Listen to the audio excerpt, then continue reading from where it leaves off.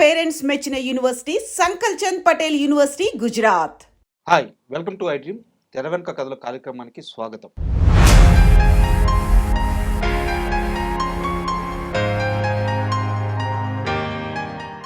ఆచార్య ఆత్రేయ ఈ పేరు చెప్పంగానే మనసు ఒక రకంగా పులకించిపోతుంది. ఆయన మనసు కవి, మన సుకవి.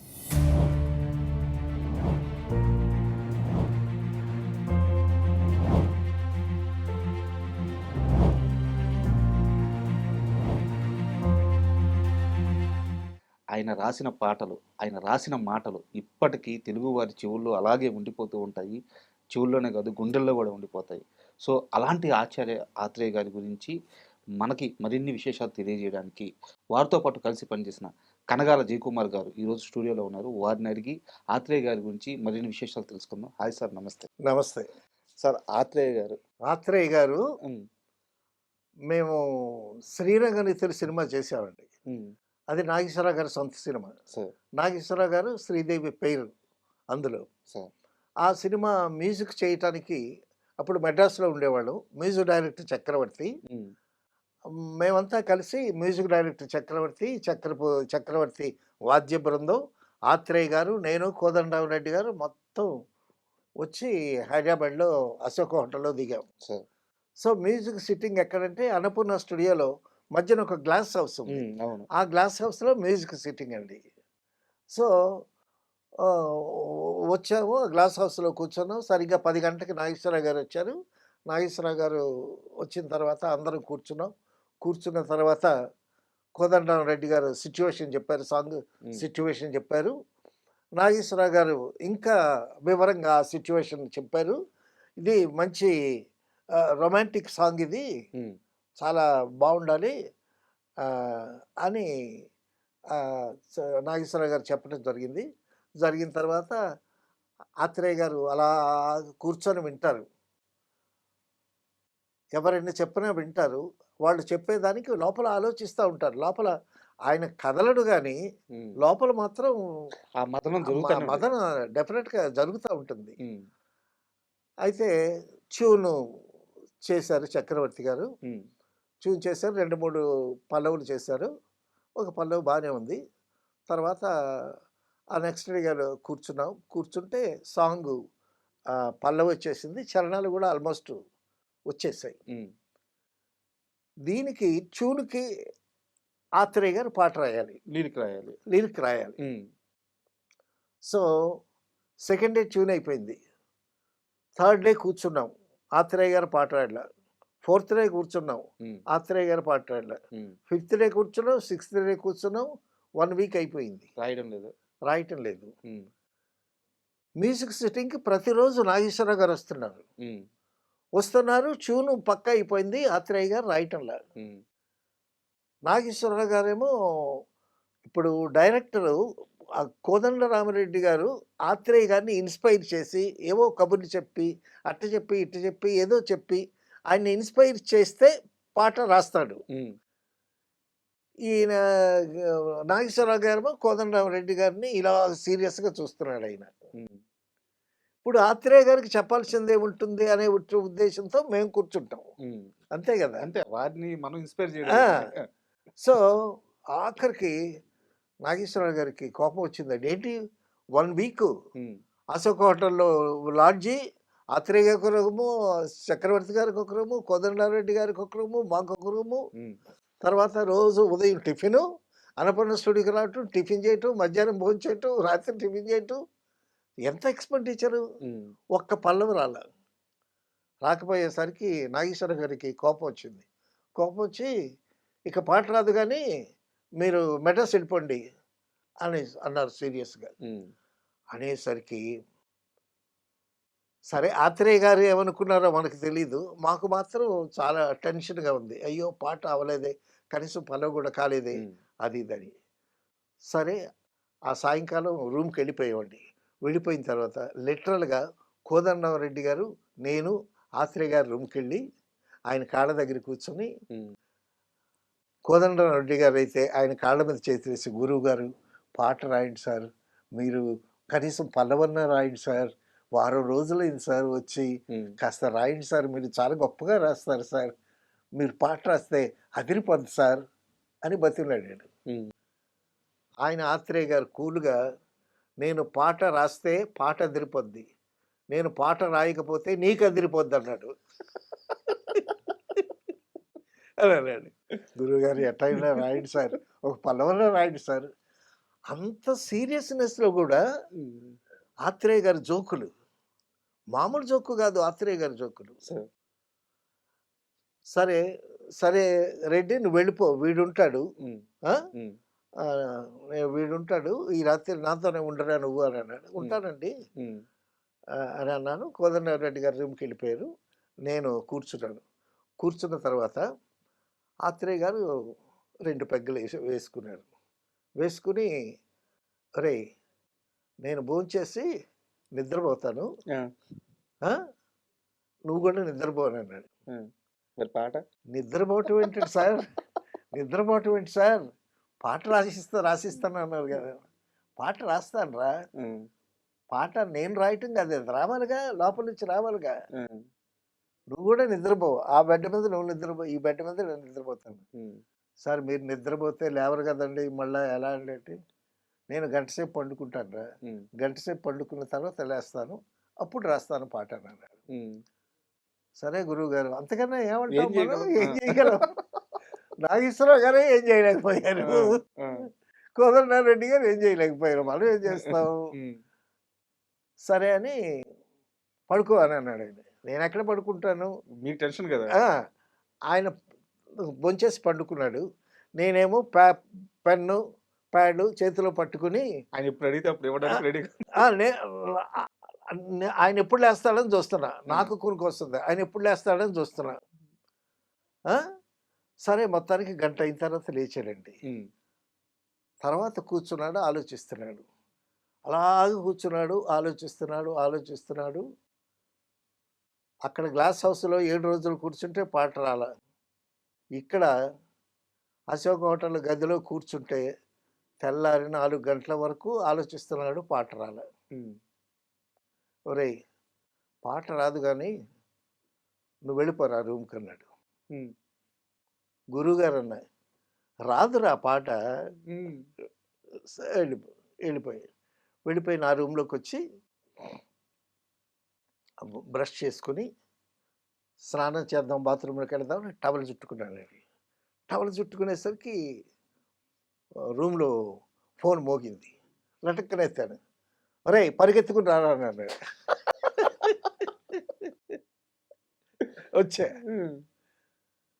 వచ్చి ఒక గురువు గారు అన్న, హీరోయిన్ ఎవరా, శ్రీదేవి, రాసుకోని అన్నాడు. పళ్ళు ఓకే, కళ్ళు ఓకే, నడుము ఓకే, నడక ఓకే, ఆ పైన వర్ణించలేని అందాలన్నీ ఓకే ఓకే ఓకే అని అన్నాడు. పొలం వచ్చేసింది. చూడండి, శ్రీదేవిని ఊహించుకునే ఆయన చెప్పటం. కళ్ళు ఓకే, పళ్ళు ఓకే, నవ్వితే చక్కగా పళ్ళు కనిపిస్తున్నాయి కదా. తర్వాత నడుము ఓకే, ఆవిడ నడుము సన్నంగా ఉంటుంది, ఆ షేపు బాగుంటుంది, నడుము ఓకే, నడక ఓకే, ఆ పైన వర్ణించవీలేని అందాలన్నీ ఓకే ఓకే ఓకే కానీ అన్నాడు.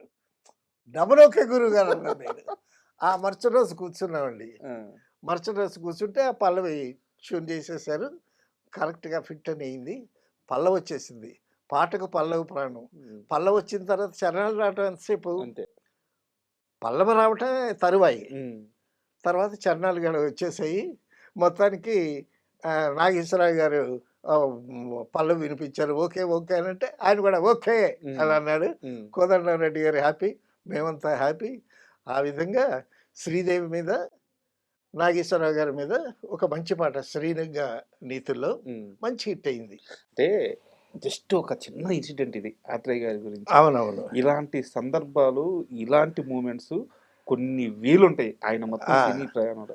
ఒక చిన్న డౌట్ గురువు గారు, ఆత్రేయ గారిని తీసుకొచ్చారు, వారం రోజులు కూర్చోబెట్టారు, ఇంత ఖర్చు అవుతుంది, ఇంత ఎదురు చూస్తూ ఉన్నారు. అంటే నా చిన్న డౌట్, ఆత్రేయ గారిని మార్చేద్దామన్న ధైర్యము, ఆలోచన ఎవరికి రాదా? ఒక మీ యూనిటే కాదు, ఆయన రాసి ప్రేక్షకులని, రాయిక నిర్మాతలని ఏడిపిస్తారు అంటారు. అయినా అవును. గాని ఆయనతోనే పాట రాపిచ్చుకోవాలి. తర్వాత రాజబాబు గారు సార్. ఆయన బర్త్‌డే వారం రోజులు చేసేవాడు మెడ్రాస్‌లో. హ్మ్. 1 వీక్ చేసేవాడు ఆయన బర్త్‌డే. హ్మ్. ఒక్కొక్క రోజు ఒక కవికి, ఒక సంగీత మ్యూజిక్ డైరెక్టర్‌కి, ఒకరోజు ఆర్టిస్ట్‌కి అలాగే సన్మానాలు చేసేవాడు. హ్మ్. ఒకరోజు ఆత్రేయ గారికి సన్మానం చేస్తే హ్మ్. ఆత్రేయ గారు అన్నాడు, "నా మీద ఉన్న అపప్రథ నేను పాట రాసి ప్రేక్షకుల్ని ఏడిపిస్తాను. హ్మ్. పాట రాయకుండా నిర్మాత. నిర్మాతల్ని ఏడిపిస్తాను హ్మ్. అనేటటువంటి మాటలే ఉన్నాయి గానీ, హ్మ్. పాట రాసేటప్పుడు నాలో నేను ఎంత ఏడుస్తానో ఎవరికి తెలుసు" అన్నాడు. హ్మ్. అనేసరికి ఓ క్లాప్స్ ఆత్రేయ గారు. తర్వాత అండి రామానాయుడు గారి సినిమా 'అగ్నిపూర్' పనిచేశాను నేను. హ్మ్. పనిచేసేటప్పుడు నాయుడు గారు ఒక 5,000 కట్టిచ్చాడు. "నువ్వు వెళ్ళి ఆత్రేయ గారి దగ్గర కూర్చొని పాట రాయించుకొని, హ్మ్. రాయించుకున్న తర్వాత ఈ కట్టిచ్చేసిరా. అంతకుముందు ఇవ్వమాకు. ఇస్తే పాట రాయడు" అని అన్నాడు నాయుడు గారు. సరే ఆ కట్టేమో జేబులో పెట్టుకున్నా. హ్మ్. జేబులో పెట్టుకొని ప్యాడు, పేపర్ తీసుకొని ఆత్రేయ గారి ఇంటికెళ్ళా. వెళ్ళగానే "గురువుగారు నమస్కారం" అని అన్నా. హ్మ్. "తెచ్చావా?" తెచ్చి అన్నాడాయన. "ఏంటండి" అన్నా. 5,000 అడిగానురా నాయుడిని. ఆ! తేలేదా? అని అన్నాడు. హ్మ్. "లేదు తేలేదు గురువుగారు. మీరు పాట రాసివ్వండి. 5,000 ఎంతసేపు గబుక్కున వెళ్ళి ఇచ్చేస్తానండి" అన్నా. హ్మ్. అనంటే ఆయన ఏమన్నాడు తెలుసా?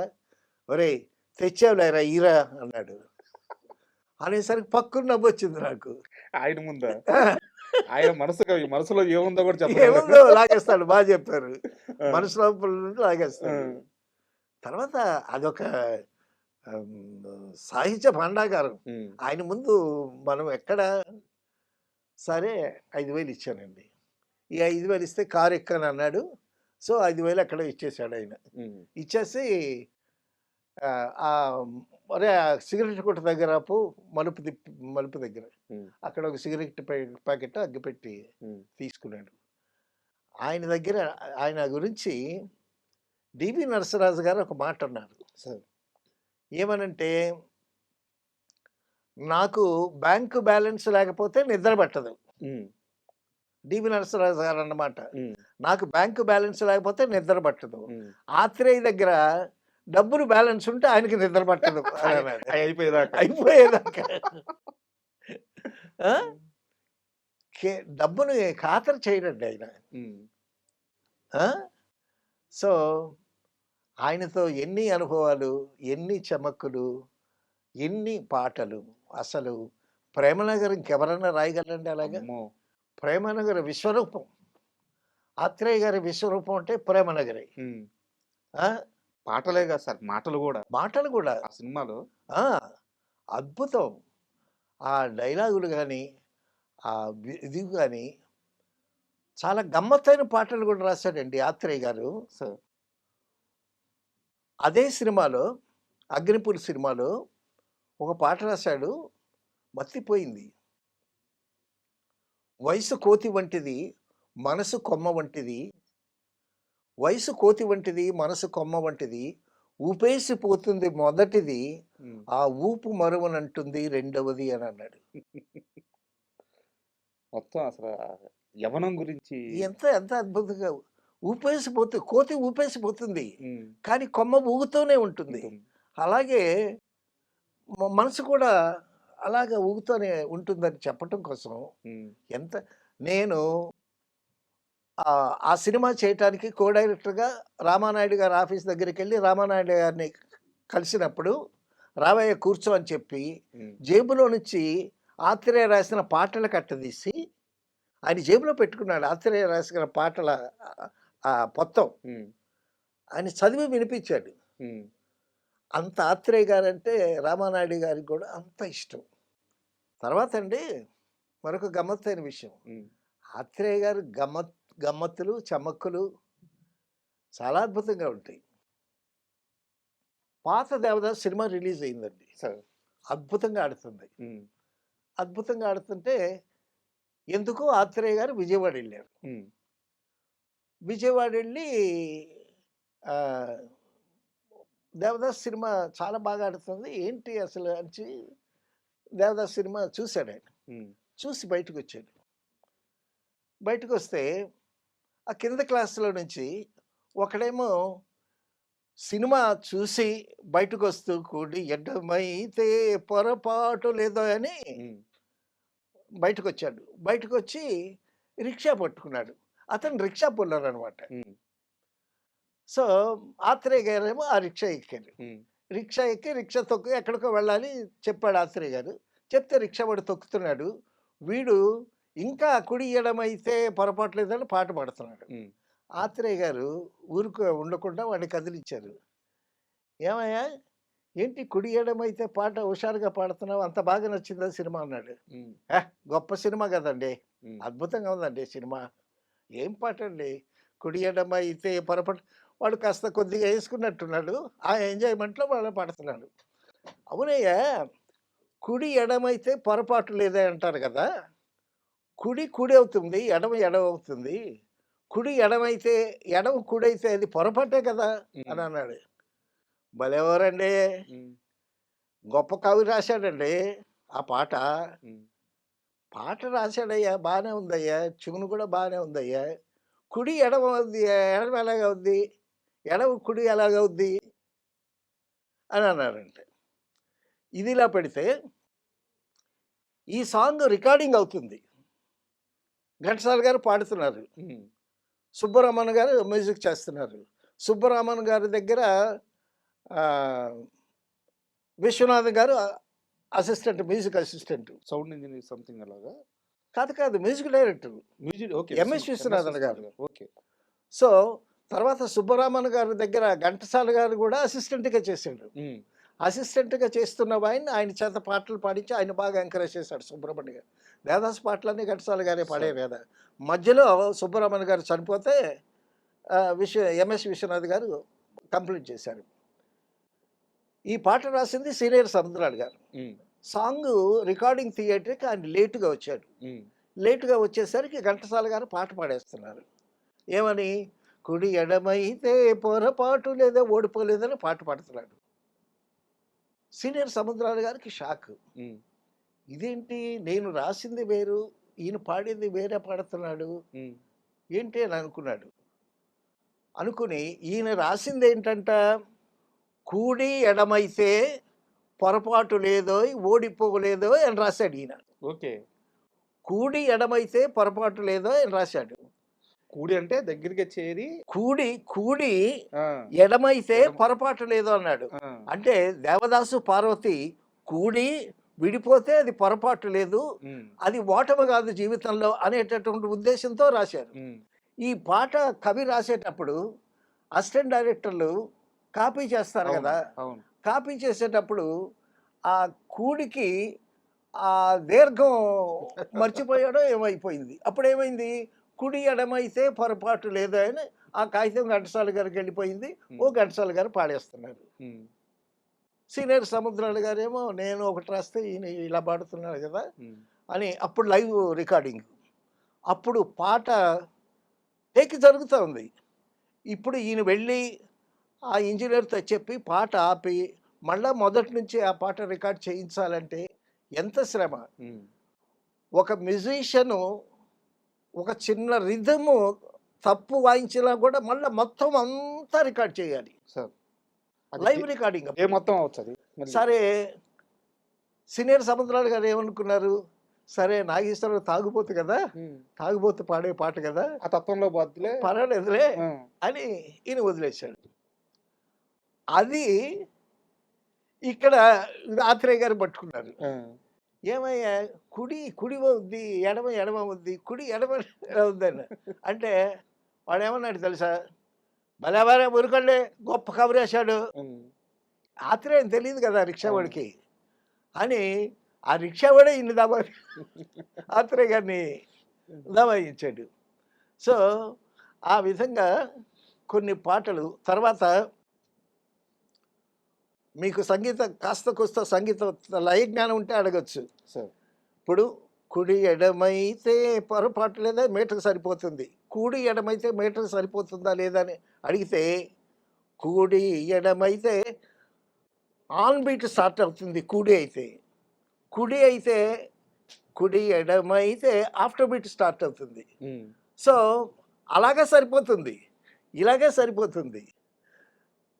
అసలు ప్రేక్షకులు కూడా అసలు ఇదేం ఆలోచించలేదు. సార్ ఇంతకాలం చిన్నప్పటి నుంచి ఆ పాట వింటున్నాను. ఆ! వాడుకున్న సందర్భాలు ఉన్నాయి. ఆ! దాని వెనక ఇంత కథ ఉందని తెలీదసల. అవునవును.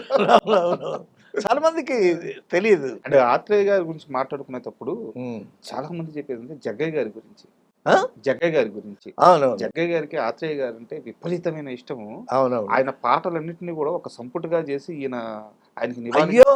ఆత్రేయ గారి సాహిత్యం అంతా పెద్ద హాఫ్ ఎ డజన్ బుక్స్ అండి. ఆ! ఆత్రేయ గారు మొట్టమొదటి నాటక రచయిత. హ్మ్.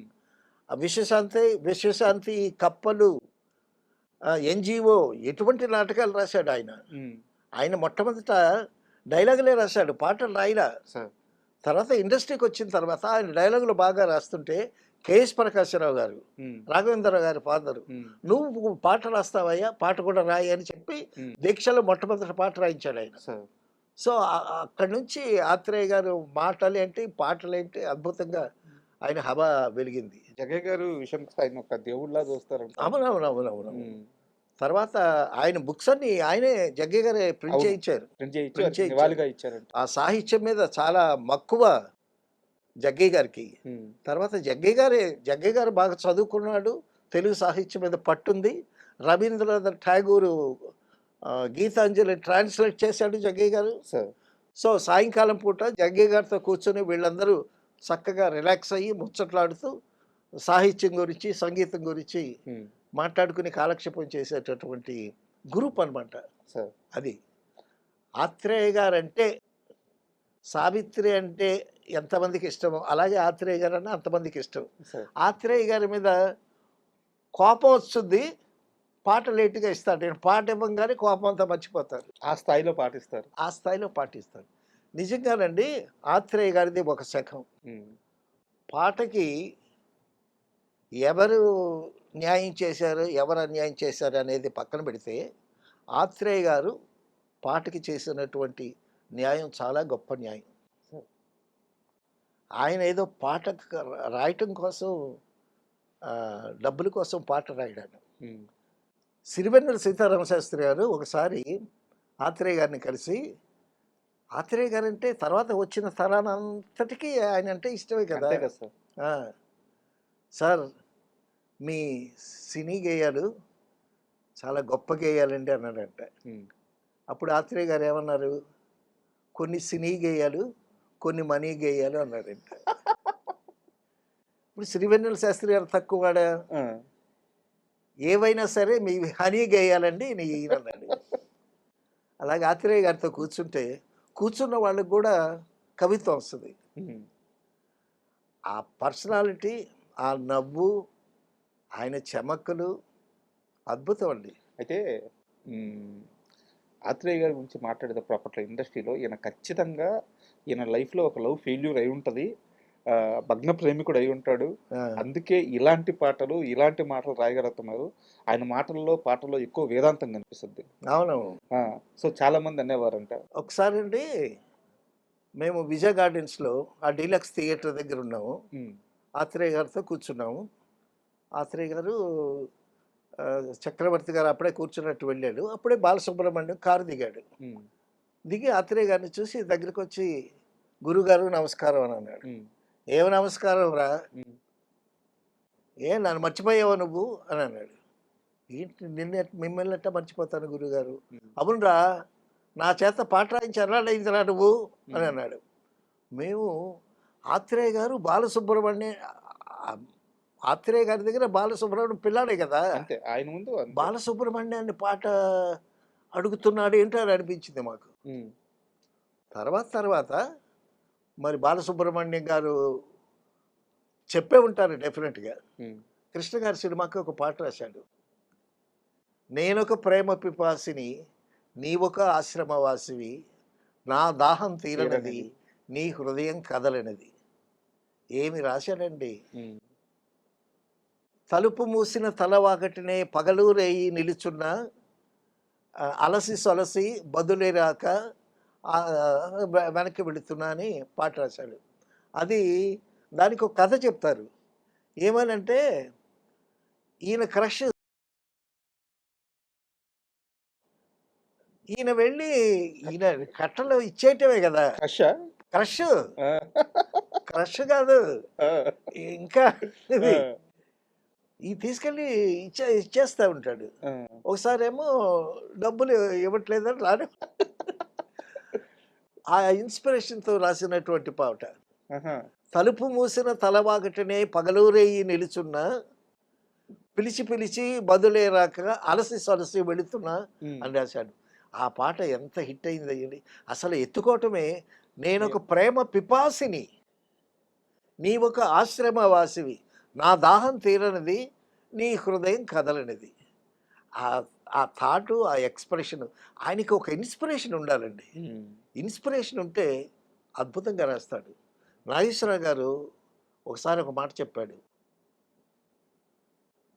ఆత్రేయ గారికి ఇన్స్పిరేషన్ ఉంటే బాగా రాస్తాడు, సీనియర్ సముద్రాల ఏ ఇన్స్పిరేషన్ లేకపోయినా కూడా అద్భుతంగా రాస్తాడు అని చెప్పాడు.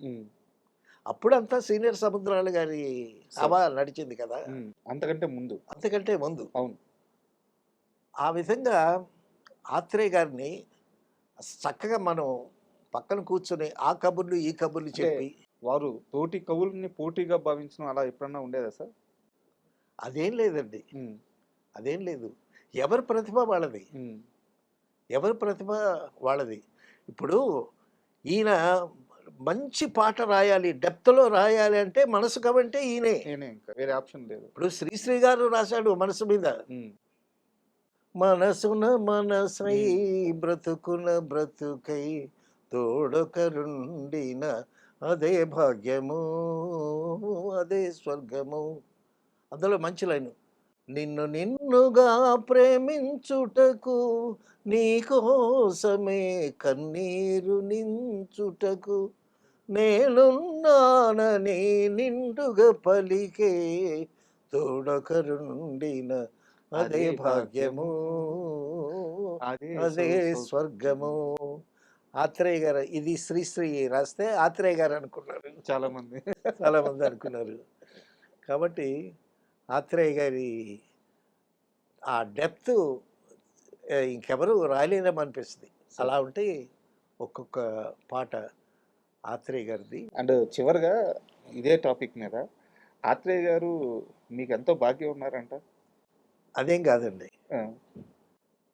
నేను కృతజ్ఞతగా ఆయనకి సమర్పించుకున్నది. ఏంటిది అది? 5,000 కట్ట క్రష్కి ఇచ్చేసాడు కదా. ఓకే. ఇప్పుడు నాయుడు గారు పంపించిన 5,000 కట్ట ఆత్రేయ గారికి ఇచ్చేసాను. కారు ఎక్కమన్నాడు, కారు ఎక్కాము. ఈ కారేమో ఒక ఇంటి ముందు ఆగింది. ఆగి ఈయనేమో మేడ మీదకి వెళ్ళాడు. నేను డ్రైవర్ని ఎవరు ఇది అంటే ఇదని చెప్పాడు. ఆహా అనుకున్నాను. వచ్చాడు, దిగి వచ్చాడు, కారు ఎక్కి పదండి అని అన్నాడు. ఒరే ఆ టర్నింగ్లో కిళ్ళి కొట్టు దగ్గర ఆపు అని అన్నాడు. డ్రైవర్ ఆపాడు. ఒరే ఒక సిగరెట్ పెట్టాను, అగ్గిపెట్టి తీసుకో అన్నాడు. ఈయన డబ్బులు ఇస్తాడేమో అని చూస్తున్నా నేను. ఈ దగ్గర ఉంటే కదా ఆ కట్ట అక్కడికి వెళ్ళిపోయింది. సరే తీసుకోరా అని అన్నాడు. అని అంటే అప్పుడు నేను అర్థం చేసుకొని ఏదో సిగరెట్, ఆయన బ్యాన్ గుర్తులేదు, ఓ సిగరెట్ పెట్టి అగ్గిపెట్టి తీసుకుని ఇచ్చాను అనమాట నేను. ఆ విధంగా ఆత్రేయ గారికి నా కృతజ్ఞతగా నేను సమర్పించుకున్నటువంటి చిన్న కానుక. Super sir. ఎందుకంటే ఇన్ని రోజులు ఆత్రేయ గారి సాహిత్యం గురించి తెలుసు, వారి పాటల గురించి విన్నాము, వారి కవిగా వారి స్థాయి, వారి రేంజ్ ఇవన్నీ కూడా చాలా గొప్పగా ఉండేవి. అయితే మొదటిసారి ఆయన ఎంత సరదా మనిషో, ఎంత పక్కన వాళ్ళతో ఎంత నవ్వుతూ ఉంటారు, చాలా కొత్త యాంగిల్ గా చెప్పారు మీరు. చాలా ఆనందంగా ఉంది. Thank you. And for more videos, please subscribe to iDream. Please subscribe to iDream. Please subscribe iDream. And please subscribe to iDream. For more videos, subscribe to iDream. please like, share and subscribe to the channel. Congratulations, iDream. Subscribe to iDream. Subscribe to iDream. So subscribe to iDream Media. IDream team అందరికీ huge congratulations. Please subscribe iDream Media. Please subscribe to iDream. Subscribe iDream. Please subscribe to iDream.